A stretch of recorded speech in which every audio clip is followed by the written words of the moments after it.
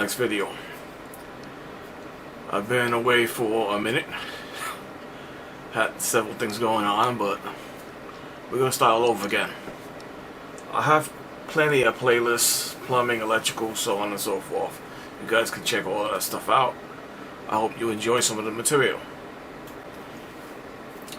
I was asked by someone to make a video about shutting off gas, and they said it only has to be a 2-minute video. I said, I don't work that way. I want you to have as much information as you can, so hopefully you can get out of a situation easily enough, okay? Because gas is not something to play with. I've had someone, well, work with a contractor, and he asked me about installing gas appliance, and I told him, I said, I don't want you to do that. I want my guys to do it, or me. And he took it upon himself to do it, and the next day he called me, he had a gas leak. We took care of it easy enough. Thank God it was only a small leak. But there's reasons why I tell people certain things. If I don't know you trained on it, I'm not going to give you my permission. Okay? You're going to see the first shutoff has a little square nub. It has 2 little edges on it when it's on the on position. And you do a 1/4 turn.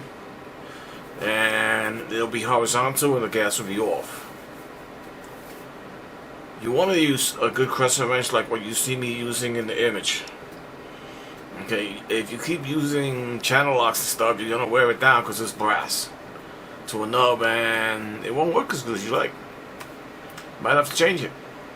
I've changed gas valves on the fly. I get a wet or a damp towel, pull the old one off, hold the pipe, put the new one, put it on there, I'm good to go. Hold my breath for a little bit, I'm good to go.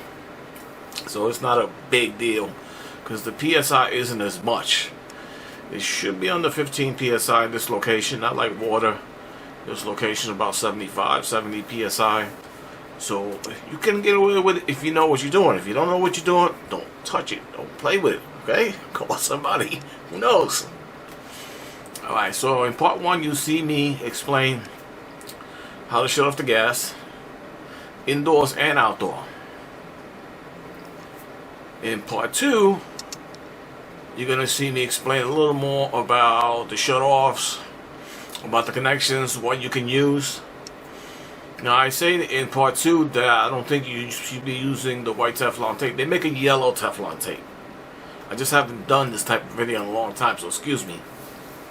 And the correct name of the company, I believe, is OATEY or EYOEOT or OLE, but it's OATEY sounds about right. You can look it up. They're the ones that make the mega tape. They also make the blue block and the black Hercules and stuff like that, which turns to like bubble gum. So when you thread it in, you get a nice seal. I wouldn't use cotton thread on here because that's really for water. Water hits it, it swells, and that's great. It's not really intended for gas. With the Teflon tape, you might have to wrap it 6-7 times. With the mega tape, 3 times. Twice as thick.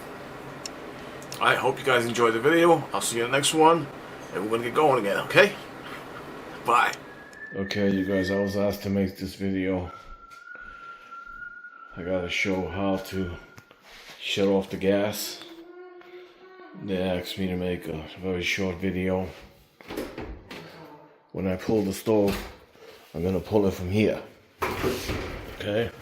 I'm not going to try the door because I could break the glass, the hinges, all kinds of stuff. So I pull it from underneath here. Alright, this stove's getting trashed. There's an old school shut off there.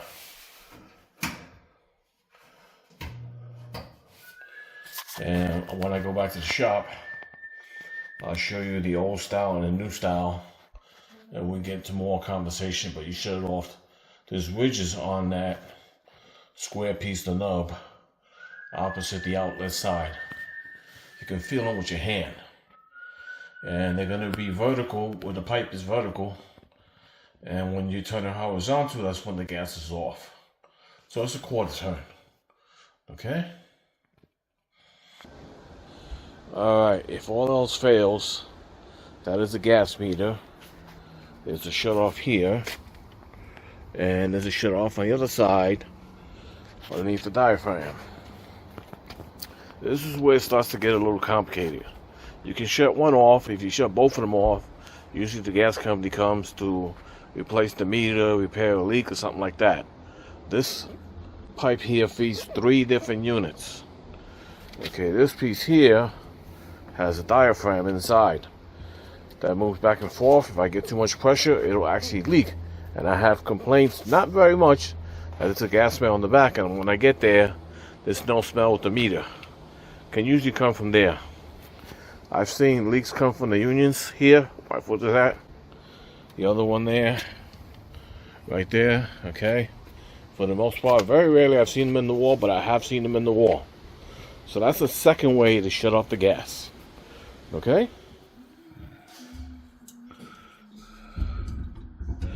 These are special. These Milwaukee Crescent style wrenches. When they get a grip, they don't play. See, they're even hard to get off at times. Now that should be off. Find out in a second. We'll put one here. One here. We'll break the connection. And there's going to be a little gas smell, but you shouldn't hear no hissing like this pressure in the line. Already broke the connection, so we're trying to see if we hear any hissing. If we do, we know we're in trouble. I don't hear no hissing. Looks like the valve is off. And like I said, I'll go to the shop and I'll show you the other 2 styles.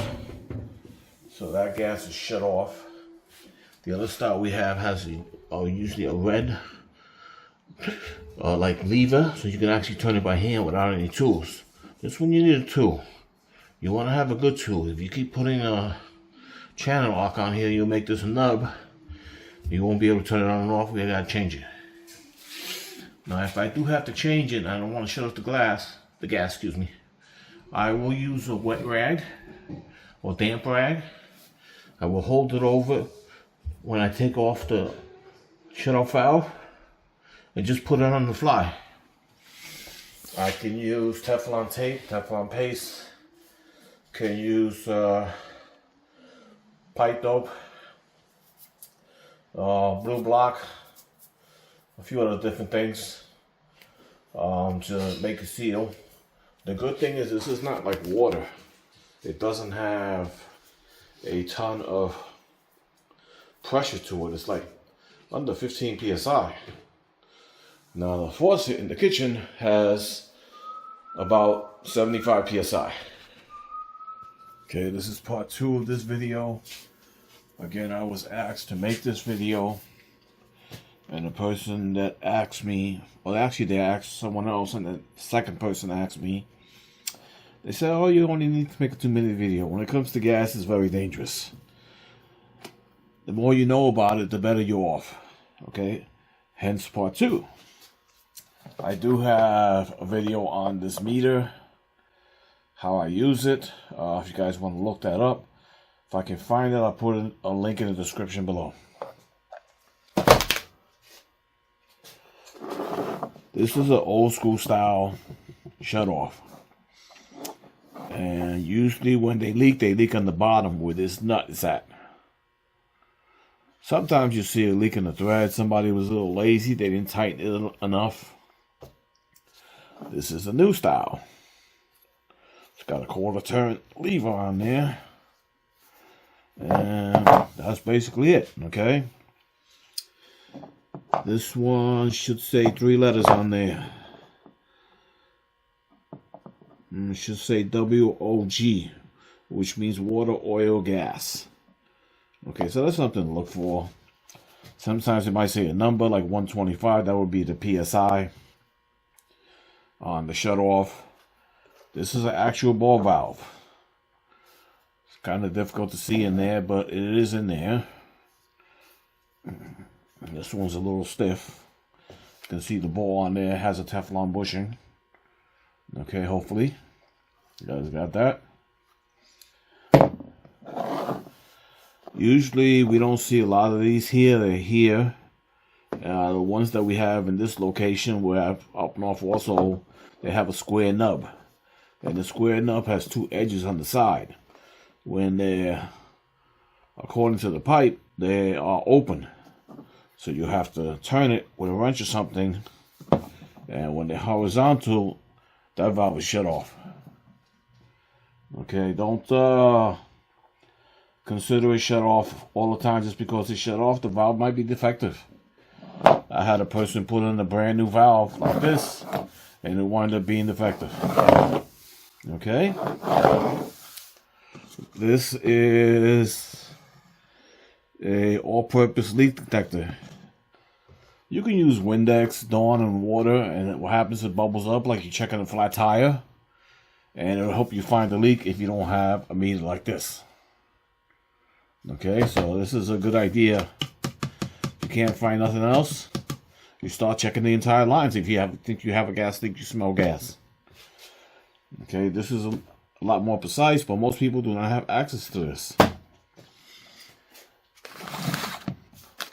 Teflon tape is okay, but I don't know if it's rated for gas. So I guess you have to check the manufacturer. I wouldn't use this for gas.